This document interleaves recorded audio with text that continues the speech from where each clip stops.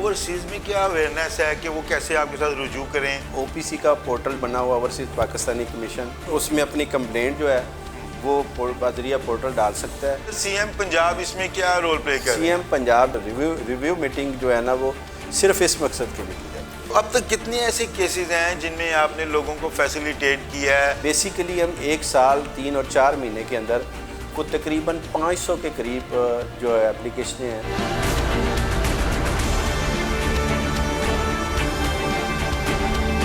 السلام علیکم ناظرین، میں ہوں آپ کا میزبان شہزاد احمد اور آج ہم بات کریں گے لاہور میں اوورسیز کمیشن کے ڈسٹرکٹ چیئرمین ہیں ملک جہانگیر حسین بارہ، وہ آج ہمارے ساتھ موجود ہیں۔ ہم ان سے جانتے ہیں کہ اوورسیز پاکستانیوں کو درپیش مسائل کے حل کے لیے وہ کیا اقدامات کر رہے ہیں اور اس کمیشن کی ابتدا کب ہوئی اور روزمرہ کی بنیاد پر وہ اوورسیز پاکستانیوں کے مسائل کو کیسے حل کر رہے ہیں۔ السلام علیکم ملک صاحب۔ جی وعلیکم السلام۔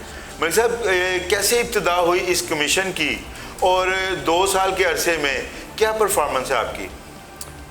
بسم اللہ الرحمن الرحیم۔ اصل میں یہ اس کا قیام تو 2014 میں ہوا تھا سابقہ گورنمنٹ کے دور میں، لیکن اس وقت ایسا اس کے اوپر ایسے قوانین نہیں بنائے گئے تھے جس سے کوئی خاطر خواہ نتائج نکلتے اور اوورسیز کو کوئی اس سے فوائد حاصل ہوتے۔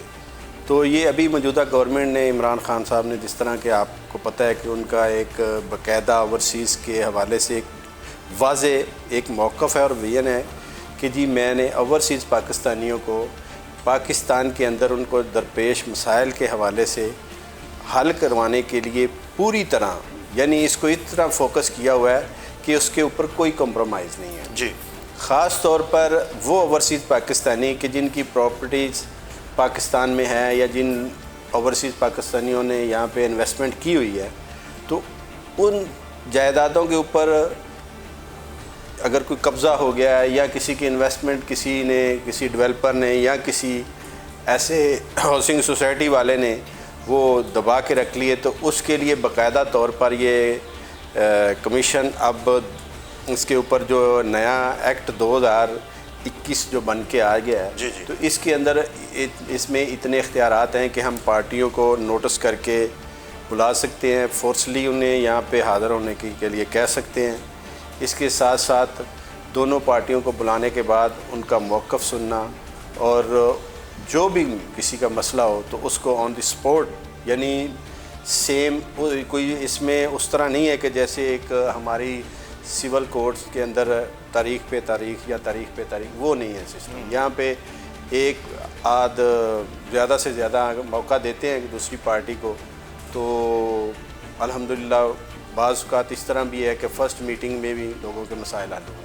اچھا، اس حوالے سے اوورسیز میں کیا اویئرنیس ہے کہ وہ کیسے آپ کے ساتھ رجوع کریں اور کیسے ان کے معاملات آگے بڑھیں؟ کوئی بھی اوورسیز دنیا کے کسی بھی ملک کے اندر رہ رہا ہے تو وہیں سے او پی سی کا پورٹل بنا ہوا اوورسیز پاکستانی کمیشن، تو اس میں اپنی کمپلینٹ جو ہے وہ بذریعہ پورٹل ڈال سکتا ہے اور اسے ذاتی طور پر بھی یہاں پہ آنے کی ضرورت نہیں ہے۔ وہ کسی بھی فرد کو، ویری گڈ، اچھا، وہ پاور آف اٹارنی دے کے اس کو فوکل پرسن مقرر کر سکتا ہے اور اس کی جگہ پہ یہ آ کے وہ بیٹھ کے معاملات کو جو ہے وہ پروسیڈ کروا سکتا ہے۔ ملک صاحب، آپ جو عمل کر رہے ہیں، قبضہ گروپوں کی بات ہو رہی ہے، تو پاکستان میں تو قبضہ گروپ انتہائی بااثر ہوتے ہیں، ان میں سیاستدان بھی شامل ہوتے ہیں، تو بڑے بڑے بااثر آفیسرز بھی ان کو پروٹیکٹ کرتے ہیں، تو آپ اتنا مشکل کام کیسے کر لیتے ہیں اور آپ کو کہاں کہاں پر رکاوٹیں پیش آتی ہیں؟ میں نہیں سمجھتا کہ کوئی بھی بدماش یا چور وہ یا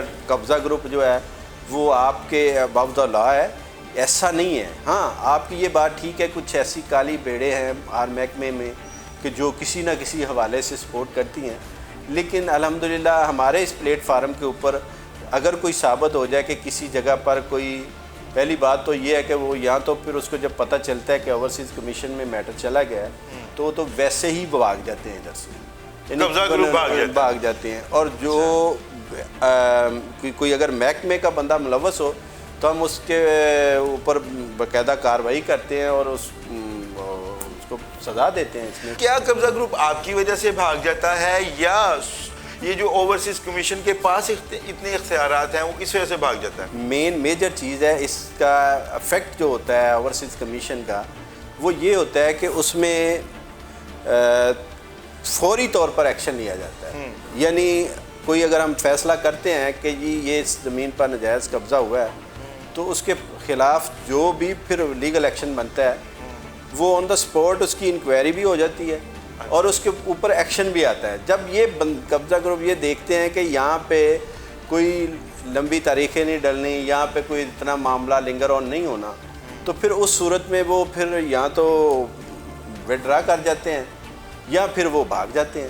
تو ایک اور صورت ہو سکتی ہے قبضہ گروپوں کے متعلق, چونکہ وہ بااثر ہوتے ہیں, قبضہ جس نے بھی کرنا ہے نا ملک صاحب کسی کی پراپرٹی پہ, وہ کوئی عام بندہ نہیں ہوگا, یا تو اسے سرکاری سرپرستی حاصل ہوگی یا کوئی سیاستدان اس کو شیلٹر دے رہا ہوگا.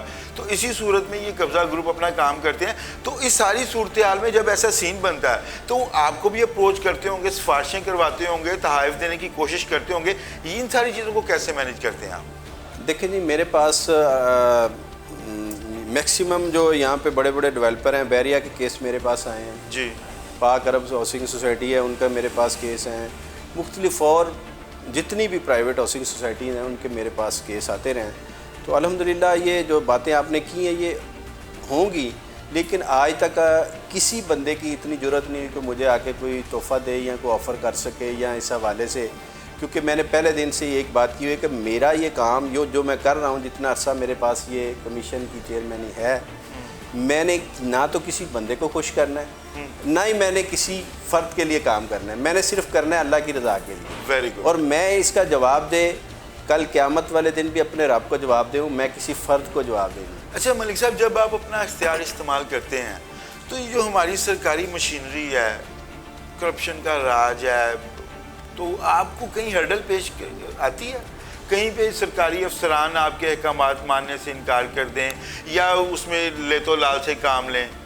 نہیں, یہ تو ہو سکتا ہے کہ تھوڑا سا اس کو کوئی اگر کوئی کسی کی انوالومنٹ ہے تو تھوڑا لنگر آن کر جائے, لیکن یہ نہیں ہو سکتا کہ کوئی اتنا مثلا کسی کی ضرورت نہیں ہے کہ وہ اس میں کوئی رکاوٹ پیدا کرے یا اس کمیشن کے کیے فیصلے کے اگینسٹ کوئی حرکت کرے, ایسا نہیں ہے. اب تک کتنے ایسے کیسز ہیں جن میں آپ نے لوگوں کو فیسیلیٹیٹ کیا ہے؟ بیسیکلی ہم 1 سال 3 اور 4 مہینے کے اندر کو تقریباً 500 کے قریب جو ہے اپلیکیشنیں ہیں تو وہ ہم نے یہاں پہ کروائی ہیں, اور یہ اپروکسیمیٹلی یہ ٹوٹل جو آج تک ہم تقریباً 25 ارب کے قریب جو لوگوں کی اوورسیز پاکستانی کی جائیدادیں لے کے ان کے حوالے کی ہیں, اور اس میں کچھ لوگوں کے لین دین کے معاملات بھی تھے وہ انہیں لے کے دیے ہیں. اور جب سے یہ کمیشن تیزی کے ساتھ کام کر رہا ہے تو اتنی ہی سپیڈ سے پیچھے سے پھر نئی اپلیکیشن. ملک صاحب, اگر 2-3 ہزار اپلیکیشنز آپ کے پاس ہیں تو پھر تو ایک نیا سوال پیدا ہو گیا نا کہ اتنی زیادہ اپلیکیشنز پینڈنگ کیوں ہیں؟ اصل میں اس میں جو پینڈنگ ہے اس کی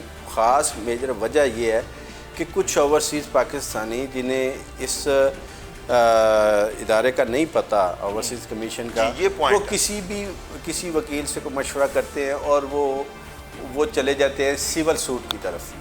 اور جب وہاں پہ معاملہ سب جوڈس ہوتا ہے تو پھر ہمارے لیے مشکل ہوتا ہے, کیونکہ جب تک وہ کورٹ ڈیسائیڈ نہیں کرتی ہیں ہم اس وقت تک اس کو اپنے پاس نہیں بلا سکتے. تو وہ یہ جو اپلیکیشنیں ہمارے پاس پڑی ہوئی ہیں تو موسٹلی اس میں 60% وہ اپلیکیشنیں ہیں کہ جو آلریڈی پہلے کسی نہ کسی کورٹ میں بھی پینڈنگ پڑی ہوئی ہیں. ٹھیک ہے. اب جب کورٹ میں پینڈنگ ہو تو ہمارے پاس یہ بھی ایک آپشن ہے کہ ہم پارٹیوں کو بلاتے ہیں, ان کی آربیٹریشن کرواتے ہیں, ایک یہ سمجھ لیں کہ دور جدید کی ایک